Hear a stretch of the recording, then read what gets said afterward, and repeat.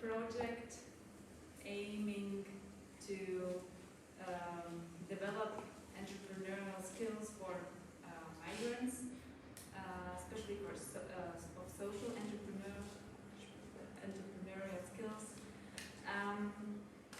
Most of us know already things about the project, but I will tell just very briefly.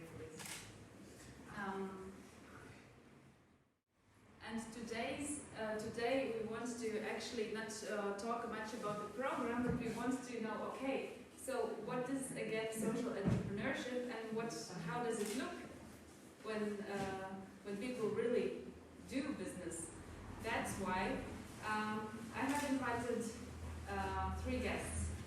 Martin Arnold-Schaarschmidt, who will tell you about social entrepreneurship, what it really is. So if we can have an idea about it. Then I have invited Isabel Rößner from Frauen für den Nahen Osten e.V. It's a very nice organization. She will tell about her experience, about the experience of the organization doing social entrepreneurship. And I have invited Sven Soedeberg from Spirit of Football. He will also tell about his experience, and it is a really nice possibility for us all to see how they have managed to do their business, and we can ask our questions. Right.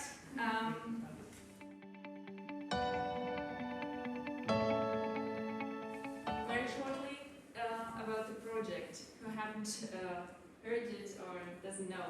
So the Taskforcome project is an a European Interreg project with 12 partners in 5 countries. So here you can see it's Poland, it's Germany, Austria. Is it the right one? So we have got Italy, and I think it's the other way around, or is it? No, it's not. So there are altogether 5 countries working in the project, and we all have one aim: to develop social entrepreneurship skills. Welcome everybody. Yeah. And what do we do here in Erfurt? We have developed a program, which is a 6-month program, offering courses and workshops on different topics on social entrepreneurship. So people can come here and join for free and learn about different topics: management, business planning, marketing, and different skills you need for. Then we provide co-working space, which is this space. People joining our program can come here and work on their projects. We offer coaching. Coaches do individual work with those participants and help them to develop their project. We also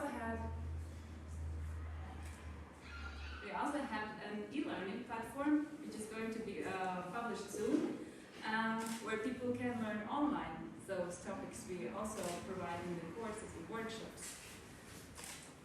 And there are some other extra benefits. The participants also learn pitching practice, how to really tell about their project. They learn how to present their projects to the public or to potential partners, and they will become a certificate at the end of the course stating all the courses they have done here. That's a broad overview about the project, and now I would like to give the floor to Martin Arnold-Schaarschmidt, who will tell what actually social entrepreneurship is.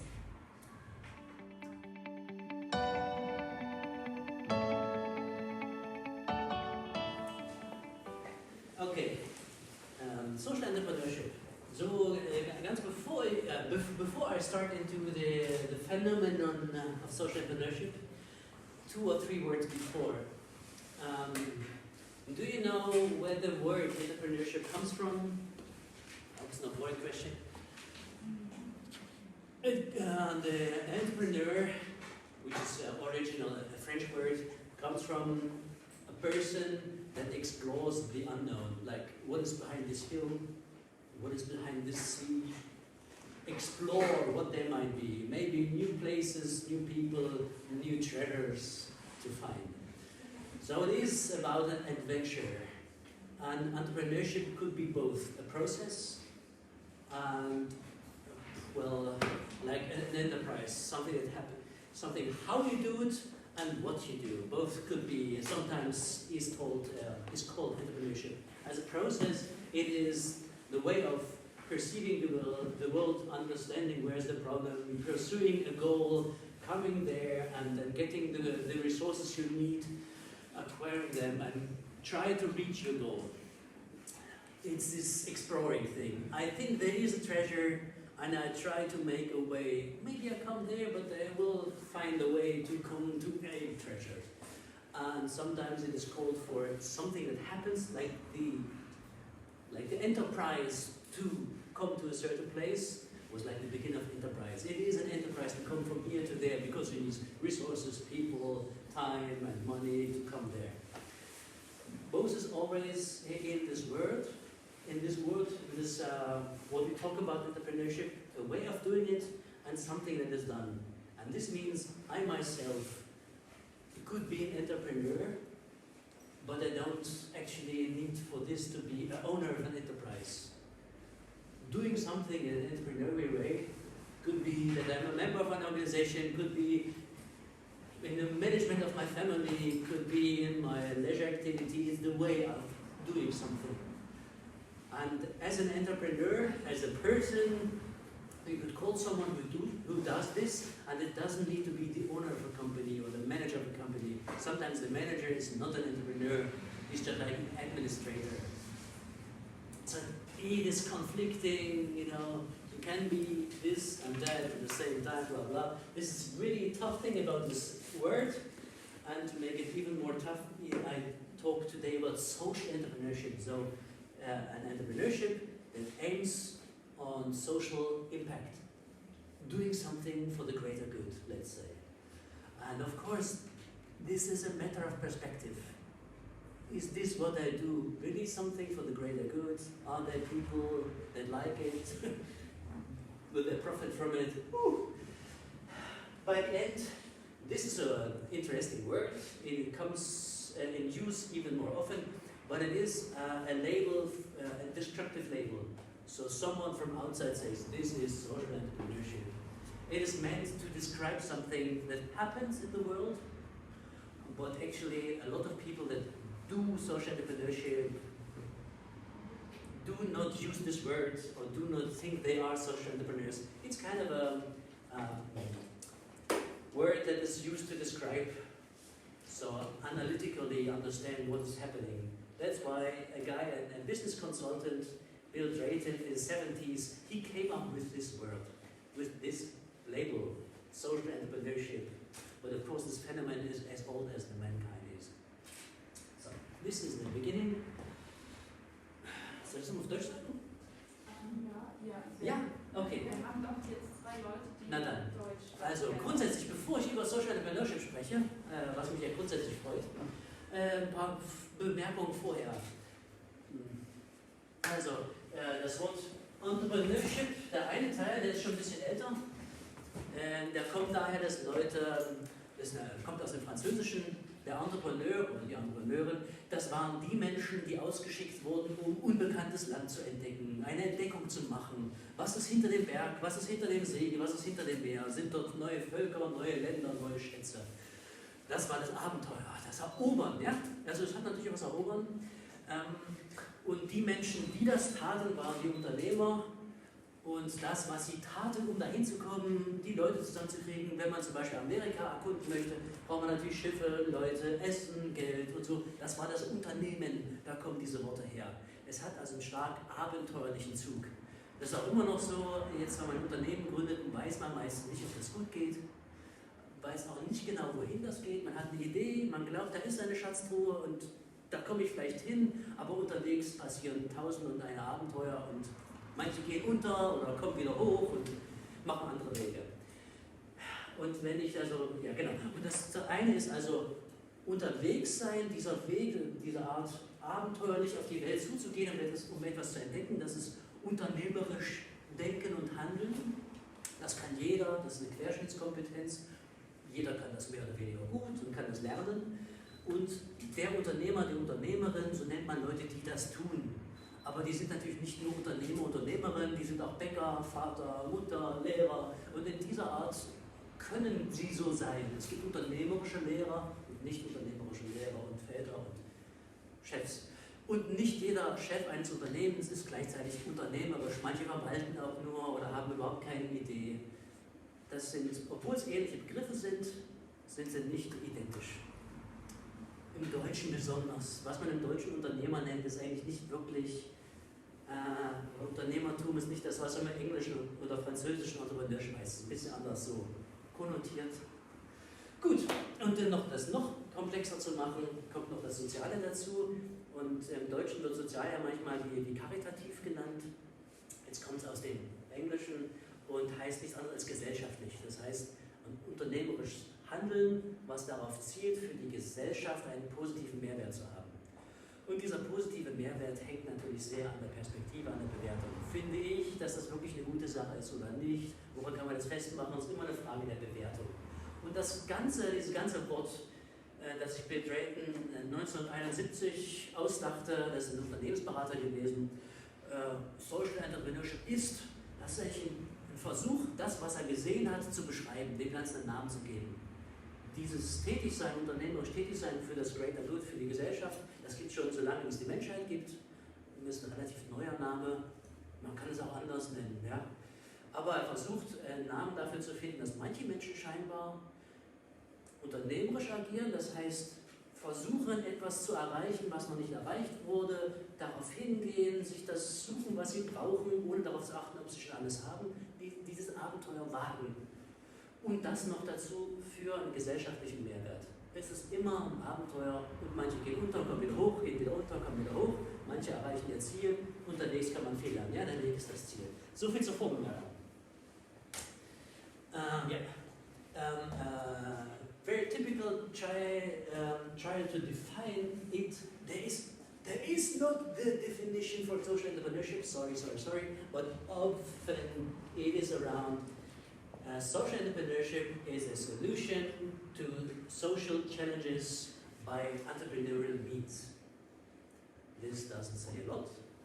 More or less in short what I said before. Also es gibt nicht die Definition für Social Entrepreneurship.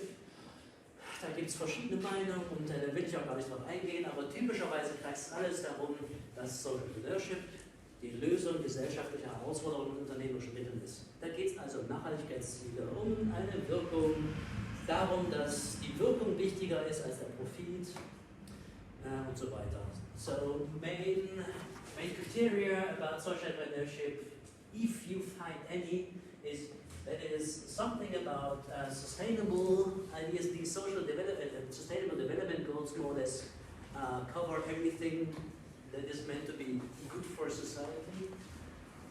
Another thing is that the social impact has to be first. So if a company or an organization has to decide what job to do, what contract to take, what they invest, first needs to be the social impact. And second, the profit. We all know that we need to care about money, that we have the resources we need, but before needs to be social impact. This means companies have to invest their profit in the impact, at least more than in anything else. Also ein typischer Diskussionspunkt ist immer, was passiert mit Profiten, wenn es Profite gibt. Also man muss natürlich auch gucken, wo die Ressourcen herkommen, die man braucht. Ein ganz wichtiger Punkt ist, investiert eine Organisation von dem, was sie bekommt und die Ressourcen, die sie hat, hauptsächlich in den gesellschaftlichen Mehrwert, dann scheint es soziales Unternehmen zu bleiben, sonst eher nicht. Yeah. It's kind of a mixture between several phenomena. There's the social dimension, so what does society need, what challenges there are. Then there's an entrepreneurial dimension, how to think and do in an entrepreneurial way, and how to exploit, how to identify and exploit chances. And then the governance dimension, how to change a system. They perceive themselves as game changer. They believe if I do analyze society good enough, I'll find a moment, a particular moment when I change this to a different status, the whole system changes and makes it better. This is the best. You know, if you change a little thing, that makes a big impact. That's the hilarious, ideal situation. Also Social Entrepreneurship ist irgendwo zwischen diesen drei Dimensionen. Die gesellschaftliche Dimension bedeutet, was braucht Gesellschaft, wo sind die Probleme, was zu tun. Die unternehmerische Dimension, wo sind meine Chancen, wie kann ich die Chancen nutzen, wie kann ich das lösen, was da ist.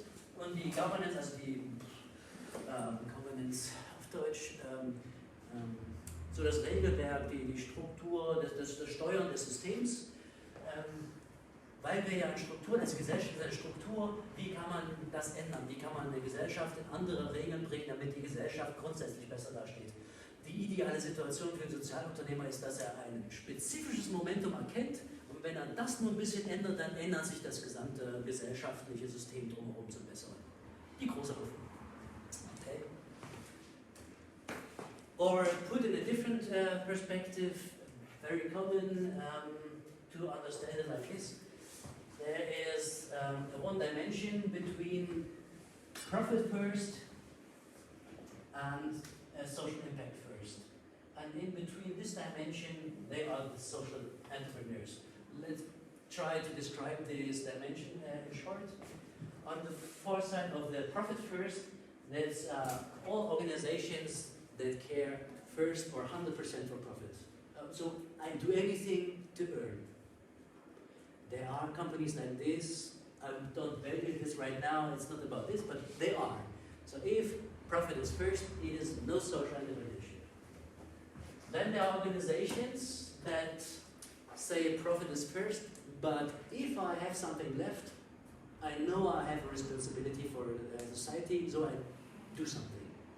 This is called corporate social responsibility.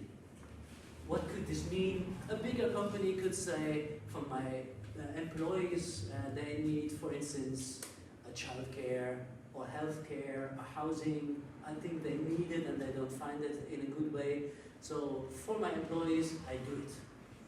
Or some companies say, for my community, I know if we have a good year, if we work good, I can invest some of the things in the community.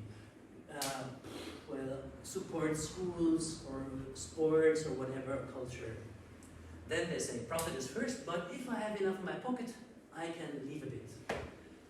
Then there are companies that are able to combine it.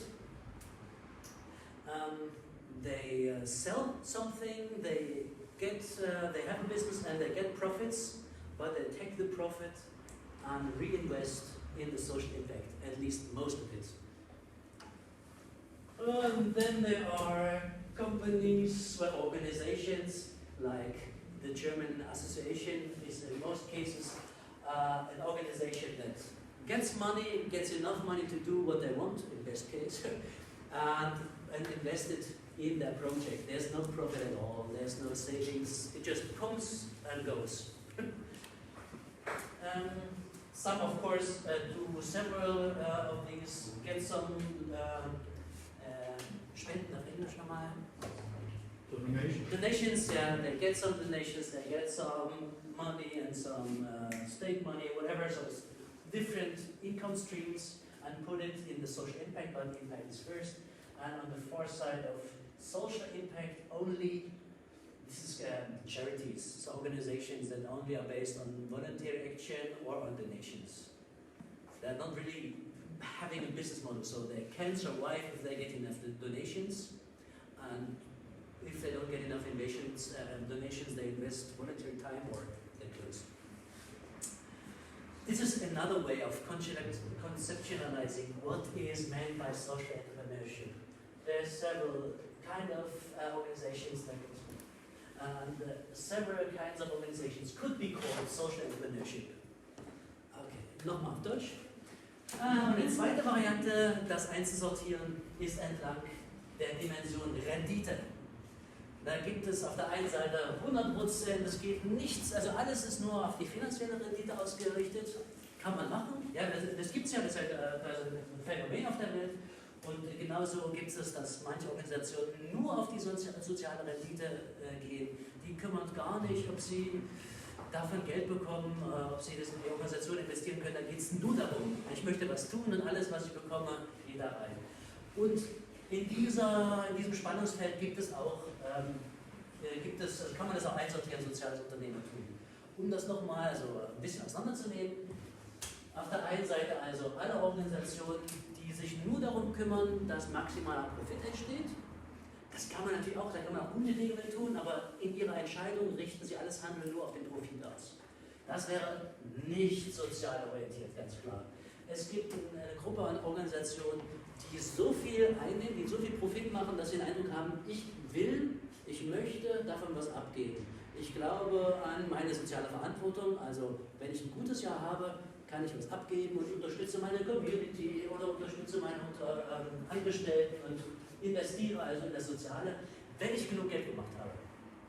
Also die soziale Wirkung second, also als zweites, aber die ist dabei. Dann gibt es Unternehmen, die beides bringen. Der Laden läuft, da kommt Geld und Profite rein, die haben extra Geld, aber das investieren sie immer wieder in den sozialen Impact. Das nennt man typischerweise Social Business. Ich kann nachher noch Beispiele geben. Und das bewegt sich dann weiter bis hin zu den Organisationen, die rein auf Spendenbasis arbeiten. Das heißt, die bekommen Geldspenden oder bekommen Zeitspenden. Das sind also Zeitspenden sind einfach Leute, die ehrenamtlich, unentgeltlich sich engagieren oder auf Basis von finanziellen Spenden nur tätig sind. Und typischerweise ist Social Entrepreneurship also in diesem Bereich zu finden. Das heißt nicht, dass das alle tun, denn was ich vorher gesagt habe, zum Beispiel könnte durchaus eine spendenfinanzierte Organisation, wenn die unternehmerisch handelt, also wo sind meine Situationen, wie kann ich da hinkommen, dann kann das Social Entrepreneurship sein. Wenn sie aber im Grunde nur das repetieren, was sie bisher gemacht haben, ist es nicht Social Entrepreneurship. Ist vielleicht trotzdem soziale Wirkung und das kann man gut oder schlecht finden, aber nicht Social Entrepreneurship. Jetzt möchte ich kurz ein paar Beispiele, um das zu illustrieren. Was heißt das in der Praxis? After this conceptualizing our scientific approach, now to the practice, at least some major examples to illustrate. One example is Ecosia. Anyone knows Ecosia? Ah, 2! Wow, 3, 4, 5, 6, no, 6! Oh yeah. The first, second, one more. Okay, Ecosia is like Google Cloud, let's say. They use the internet search technology that is developed by Google, but they use the income that comes from the advertisement to plant trees. And they put a lot of effort to understand where trees are needed, how to build their trees, how to plant their trees. So hope that if you just do what you do every day, Googling, they take the profits from this and invest them in trees. Kiron, anyone knows? This is from the sector of education. It is a university first meant for refugees. Kiron offers digital education courses that you can attend on the internet, and they are you can attend whether you hold the citizenship of a country or not, whether you're a refugee or not, you can attend these courses. And the major trick about this, they got universities to partner with Kiron. So they have universities that accept if you do a course, if you pass a course and get your credits, whatever. So if you've done it, you can go to a partner university and they will accept that you did this course, helping you to proceed to a full university education program. So in case you're a refugee and it's difficult to study in the university, at least you can go through a couple of courses. I think their goal is that you can once do a full university degree by this. I'm not sure if they've done it yet, I think no, but at least you can have a lot of them already done. And so by the time you have a citizenship, or if you are able then to attend fully at the university, then you have already half of the study done.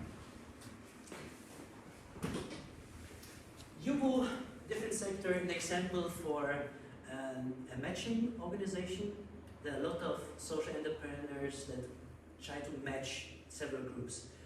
UBU is a platform where creative professionals, so professionals from the whole creative industry, can dedicate time for, let's say, organizations that go for social impact.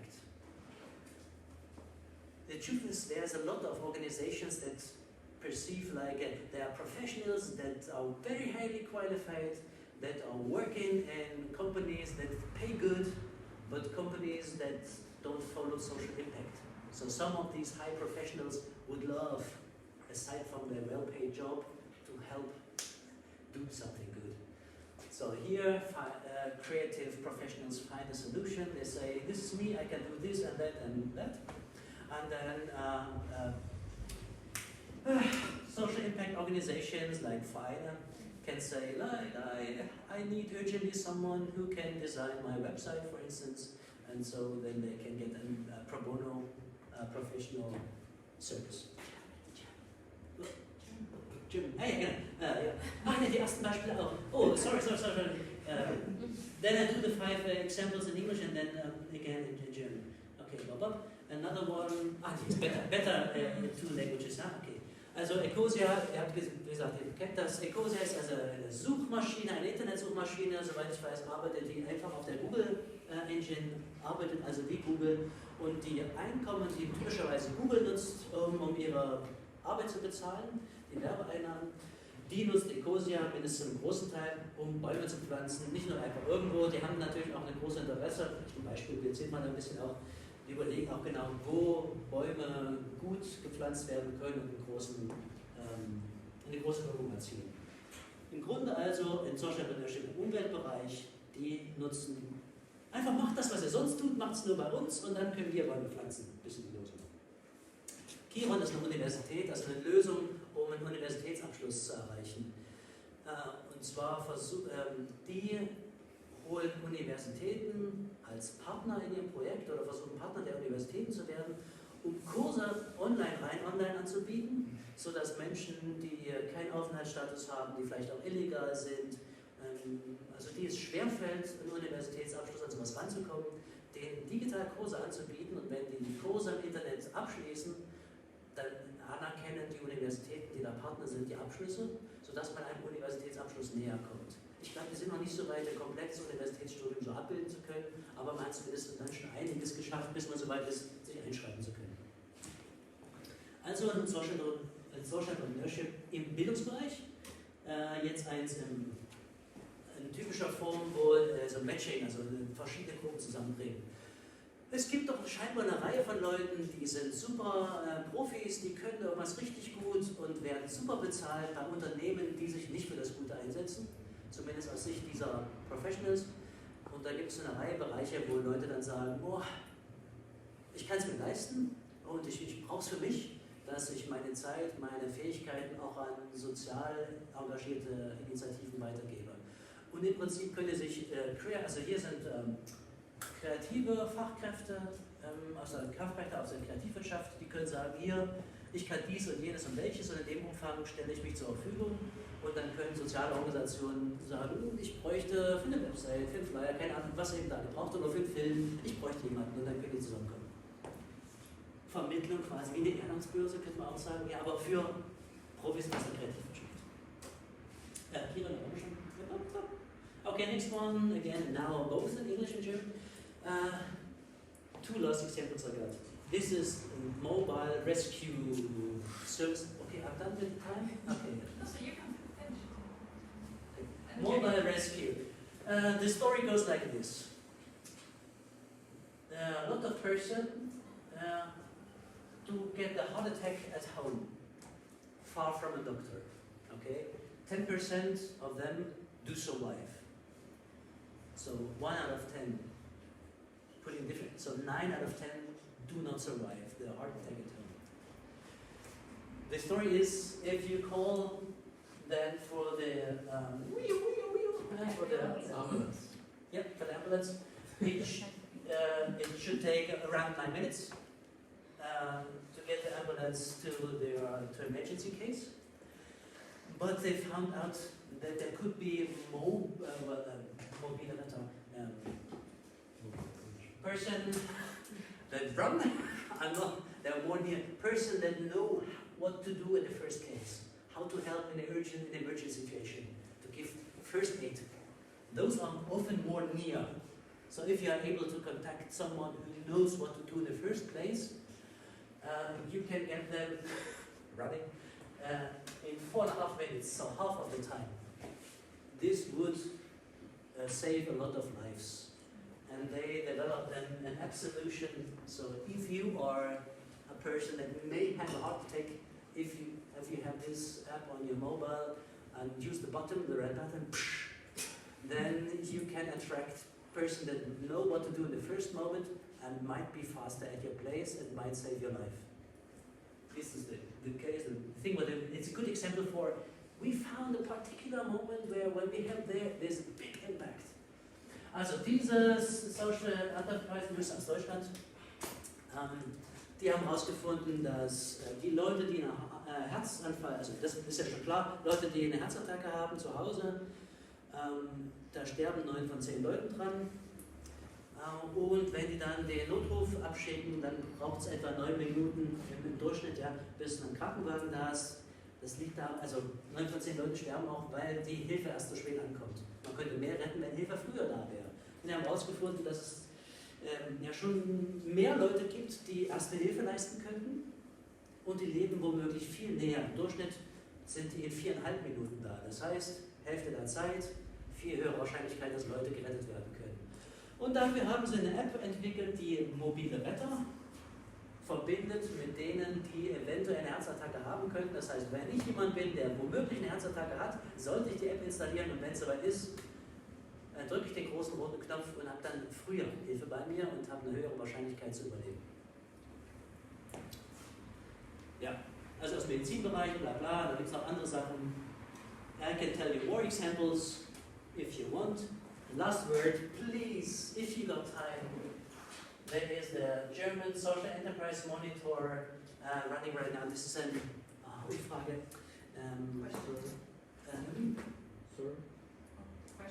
Questionnaire or like a survey trying to understand how many social entrepreneurs are in Germany or how is the situation for social entrepreneurs in Germany. If you go there, Deutsche Social Entrepreneurship Money, we need person who do this survey, especially in Thuringia. Last year there was no one answering it. Also mein letzter Punkt, es gibt einen deutschen Social Entrepreneurship Monitor, der versucht herauszufinden, wo und wie viele und was gibt es eigentlich für Sozialunternehmer oder wie sieht die Situation für Sozialunternehmer aus oder hast du schon mal davon gehört? Sind die echt bekannt oder nicht? Das letzte Jahr hat hat aus Thüringen niemand geantwortet auf den, ist in Deutschland weiter. Wäre toll, wenn er da mal durchklickt und den beantwortet. Danke, ich habe meine Zeit überschritten, habe schnell gesprochen. Ich erzähle auch mehr das nächste Mal oder